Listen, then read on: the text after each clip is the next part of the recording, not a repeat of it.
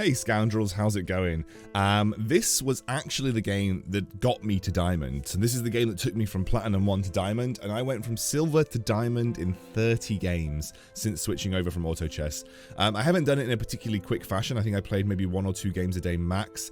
But yeah, I went from Silver to Diamond in 30 games. I'm going to talk about this game. This was a Mech Infiltrator game, as the title suggests, and it was in the Lilac Nebula. The Lilac Nebula is, I find, one of the most frustrating galaxies to play in, just because if someone gets an Irelia with a BF sword, or someone picks up an early Kale, it can be very difficult to actually beat them.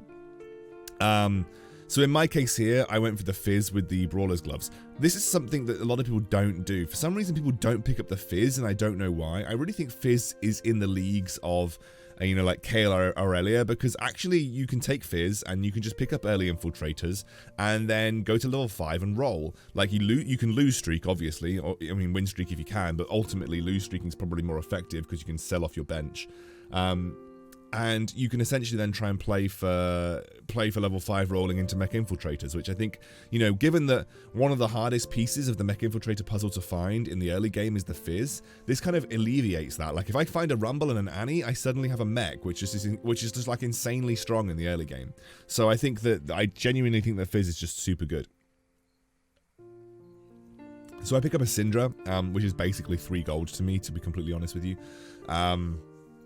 So I sell it off, thinking that I might buy some things, but also I know that I'm 4 gold away from 10 gold on round 2-1, which is actually just a very strong economic start. Now I'm going up against the guy with 4 units in the GA Irelia. There's just no way that I'm winning this. So I sell off my bench and I go to 10 gold. Now the reason I go to 10 gold is because that's going to kickstart my economy, and if I can continue to lose streak, which it damn well looks like I'm going to, then I can basically force my way into a Mech Infiltrator build, which is going to make me very strong. You can see that I'm scouting at this point in time now. I like to scout a lot between now and Krugs because it basically allows me to see what people are deciding on building. Now, I'm going to give you some advice about what to look for when scouting. First of all, you want to look at what the players have got on their bench, and you're going to want to look at what the players have got on their field. Notice if there are any important 2 or 3 stars or important synergies that have been built up. I actually went to 20 gold here, just so you know, guys. I wanted to, again, accelerate that economic advantage that I had. And I was just scouting out everybody else's economy and also their units. But yeah, what you want to look for is any important 2 or 3 costs. They're usually quite comp defining. So for instance, right here, I'm looking at a guy with a Yasuo and a Jinx, and I'm thinking, okay, he's got a 2-star Malphite. This guy's probably going to go some form of Rebel composition, or he's going to be playing the Blade Master Yasuo comp. But yeah, he's essentially going to go some kind of Rebel composition, which is why I was looking at it and thinking, okay, that's Rebels. But yeah, you want to look primarily at the units that everybody has got, but you also want to have a look at some of the items that they've got as well, because if they've combined items or they have item components on their bench, usually that'll give you an indication about what kind of compositions that they're going for. Like lots of tiers with, you know, the likes of Syndra, for instance, they're probably going to be going some kind of Star Guardian Sorcerer composition. If you look at me and I've got, you know, a Shaco, a Kai'Sa, a Kha'Zix, and a Fizz, it's pretty goddamn obvious what I'm going to be playing this game. So I'm going to go through each of these guys and say, okay, well, this guy's got a Jhin, he's running with Mordekaiser, so he's also picked up an Ashe. He's almost certainly trying to force his way into Vanguard Snipers. So that's a Vanguard Sniper player that I'm going up against. And you want to kind of have a look around for that. Look at any important like synergies that are being built up, any important units that are being put in combination together, and you'll be able to get a good idea about where people are deciding to go. All right, back to the game. So we're staying and we're not leveling. The reason we're not leveling is because we want to build an economic advantage, and we would like to get to level 5 naturally. Just because that means at level 5 we can start rolling and picking up as many Annies as physically possible. Now you can see here I've actually got the Mech. I was pretty concerned that I might end up actually winning, but luckily this guy's Kale had a GA and a Guinsoo's, which Kale is just like insanely busted in the early game off Lilac Nebula, so if you can get her, that's just insanely strong. I get a 2-star Kha'Zix here. I also pick up the Mech. Now, the reason I don't need to level up to level 5 here is because I've got the Mech. Like, that's just insanely strong. Like, there is no need for me to level up to level 5 here when I've got the Mech versus the neutral round. Like, there's just no way I lose this. I pick up another lot of important units, including the Annie, so I'm just obviously going to be keeping the Annie around. And then I get a Spatula, which is really good. Now, the Spatula is going to be good for a specific reason, because one of the most overpowered combinations in Mech Infiltrator is having a Demolition Kaiser. It's really, really, really strong. I level up here just because I have a 2-star Kha'Zix, and actually at this point in the game, I'd like to try and preserve my HP. So leveling up here made sense. I had the gold for it, and adding a Kha'Zix who was 2-star to the field was very strong. But yeah, so having a Demolition Kaiser is just super good, because when she uses her ability, which is just like sprays a load of random abilities all over the place, when she uses her ability, she's going to stun everybody, which is great. Demolition Kaiser is so incredibly strong on this update. Sorry, on this particular build. I'm actually leveling up here to level 6. I believe I'm leveling up to level 6 just because that's going to increase my chances of finding Shaco, and because I already have an Infinity Edge on Shaco, I kind of want to get him to 2-star. So instead of rolling at level 5, I'm actually rolling at level 6, so sorry, my mistake. But yeah, the reason I'm doing that specifically is because I obviously wanted to get 2-star Shaco as quickly as possible. So looking at this here, I end up winning, so my loss streak comes to an end. This is a good time for me to start investing in rolling. Once my loss streak comes to an end, there is no reason for me to continuously look to lose. So now is the point where I'm just be like, okay, let's roll for stuff that can improve the strength of my composition overall. We go to level 6, we add 4 Infiltrators. Now we've got 4 Infiltrators, that's a really, really big deal. And on the next carousel, I'm obviously, being at the lowest end of the table, going to get the pick of the litter when it comes to items. What I'm looking for in the next carousel is a needlessly large rod. I know that doesn't contribute to my Shaco, but I'm looking for a needlessly large rod on my carousel to get a Demolition Kaiser. The Demolition Kaiser, I think, is the strongest addition that I can make to the comp right now, and there is only one needlessly large rod on the table. And luckily, I get it. So that means I get Demolition Kaiser now, which Demolition Kaiser with a stacked Shaco just seems incredibly strong. So this is the point in the game when you're playing Mech Infiltrator that you just roll. You are purely looking to roll for your 3 and 2 costs. So you can see here I find Annie, going to keep rolling through, find another Fizz, which is very lucky, find another Rumble, and now I've dropped below 40 gold here, so I'm going to roll a little bit further down to, sorry, drop below 50 gold, so I'm going to roll a little bit further down to 40. Happy to do that. I don't think it's always completely necessary to maintain, it's not like completely necessary to like 100% maintain 50 gold at all times.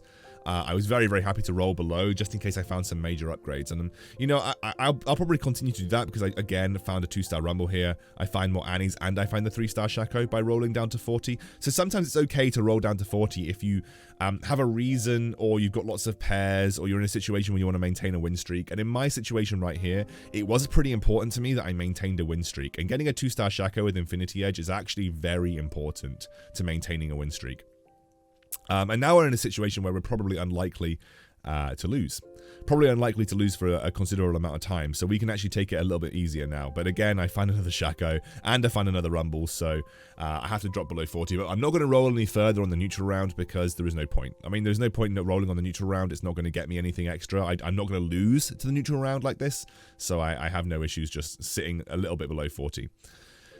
So I find a Nico, and what I decide to do with that Nico's help is immediately use it on my Fizz. This is going to buff the overall potential of my, or the overall HP and damage of my mech, which is actually really important, and I wasn't really going to be using it anytime soon on anybody else. And in this situation, when I'm maintaining a win streak, I'd much rather just straight away use that Nico's help in order to maximize my potential and make sure that I can continue to win streak. Because I think without the 2-star Fizz, I might have even lost this matchup there. So that's why I made that decision. And now I'm just, again, rolling pretty heavily, just trying to pick up any 2 costs or any 3 costs. But I don't have any reason to roll below 50 gold right now.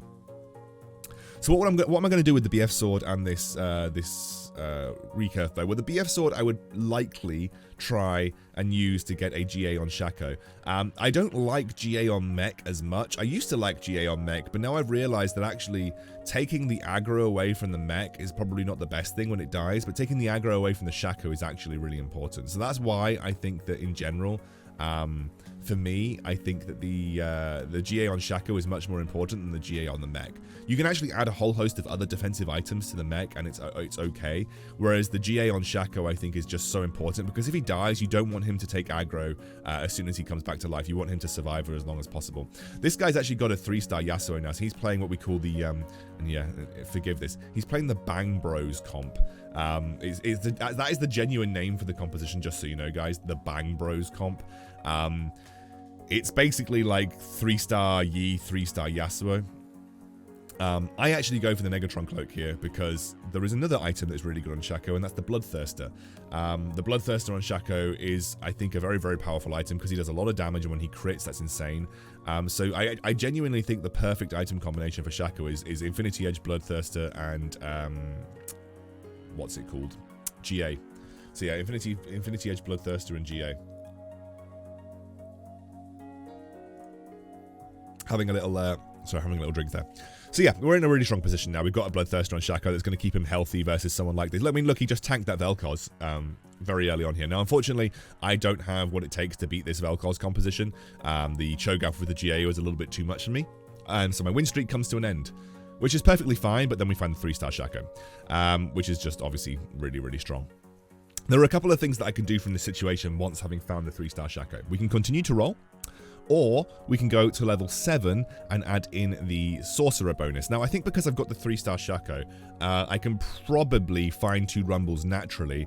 I'm a little bit far away from finding the Kai'Sa 3-star, so that will not be a priority for me. I'll kind of just take that as it comes. But my priority might now be going to level 7. Now, I could roll for a bit longer, but going to level 7 is probably just overall better, because that's going to allow me to add the Sorcerer bonus in, which is obviously very strong. The Sorcerer bonus is going to buff my damage of the Shaco, it's going to buff my damage of the mech, it's going to buff my buff damage for everybody. So just adding the Sorcerer bonus in is a really nice extra addition, and ideally you want that Sorcerer to be Lux.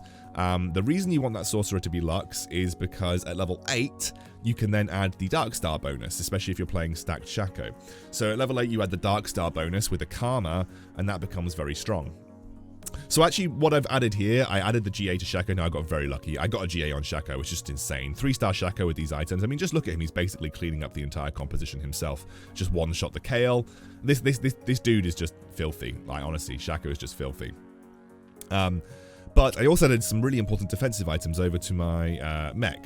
There are a couple of important defensive items that I want to point out here. The first of which is the Quicksilver. Now, I added Quicksilver to mech for a reason. The reason I added Quicksilver to the mech is because it stops the mech getting Zephyr'd, which is actually really important.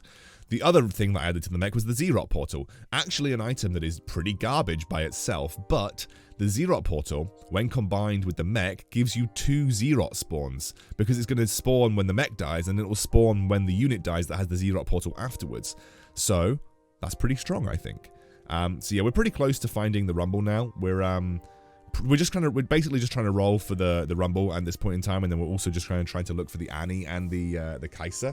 But the Rumble, once he gets the 3-star, like, I've got 2 big 3-stars then at that point, and I'm pretty comfortable to go to level 8 and just add the Karma in. And then we can naturally find the Kai'Sa and naturally find the remaining units if I need them. But yeah, honestly, just Shaco is basically like hard carrying. So right now I'm looking at these items. I would love a Morellonomicon.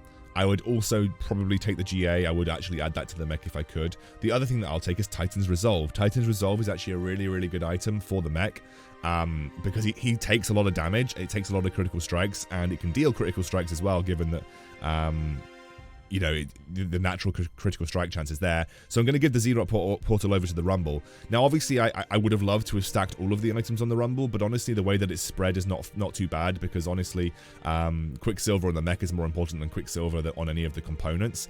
And now we're just in a super strong position. We've got a really stacked mech, we've got a stacked Shaco. We're pretty close to having a powerful Kai'Sa as well, with the fact that she's got a demo... She's got a demo charge. And now we're just going to go to level 8. I'm picking up the Fizzes, by the way. There's a reason that I'm picking up the Fizzes. Again, you might have seen from my other videos, it's not impossible to 3-star a 4-cost. So yeah, what I'm looking to do with the Fizz is potentially add him as a 3-star. It just gives me some late game insurance. It makes my mech more powerful. I don't have a 3-star Annie at this point in time, so obviously I'm a little bit far away from that. But yeah, I think at this point you're looking at a mech composition that is just insanely powerful. Like you find a 3-star Shaco that early with the items that he's got, it's very unlikely to lose. And again, the reason I chose to go for mech this particular game is because, you know, when I was scouting early on, no one was building mech, and I also took the Fizz. This all came from like picking up the Fizz from the Lilac Nebula. And we're just insanely strong. So the hand of Justice. Now this is actually an item that a lot of people are starting to put on sorcerers because you get the 50% ability damage. I'm actually adding that to the Kai'Sa. The reason I'm adding that to the Kai'Sa is because like 50% ability damage for Kai'Sa is really strong. Like especially with the demo charge, she's going to stun and do a lot of damage, and she also can benefit from the auto attack healing as well. So you know, I think Hand of Justice is not like it's a coin flip item, I think, for sorcerers, but for Kai'Sa herself, it's not a bad item at all. So I'm happy to just throw that on her. I think it's a pretty strong item in that regard. And now we're just basically looking to 3-star the remainder of our composition. We're not going to go to level 9. We don't really get much extra from level 9 for this comp. We're just looking to 3-star the Kai'Sa and 3-star the Kha'Zix, 3-star the Fizz if we can. Like, there's just a lot of little things that we can look to 3-star to try and win this composition out. I guess I've got some time to talk about positioning right now. Obviously, the mech just sits right at the front. There's no other reason to sit the mech anywhere else. And then for positioning of Kai'Sa, Kha'Zix, and the Karma and Lux. Well, Lux wants to be in the corner. It means that she's more likely to get a good angle on her ability. The Karma wants to be next to the Shaco because you want the shield to buff the Shaco, and you want him to get, like, ideally, you want the Shaco to get the attack speed bonus, so you want to have the shield on him because it protects him and he gets the attack speed bonus, which is very strong, and obviously you can see he's just basically one-shotting everybody because of it. You also want to position your Kai'Sa in the middle, so she's going to have the most impact with her ability. Most of the time that people have got their units spread out across the back and the front, so you want to kind of position the Kai'Sa so that she's kind of hitting as many people with her ultimate as possible. And then you want to position the Shaco in a situation where he's going to be able to get the biggest hit on the most important target. So you want to put him opposite the enemy's most important target. And in my case, that was difficult to do because this guy's playing cybernetics, but we still just ended up winning anyway because we have a Shaco who is just insanely strong. And that's it. That's the end of the game. We win with a 3-star Shaco. Not hard. It wasn't a hard game.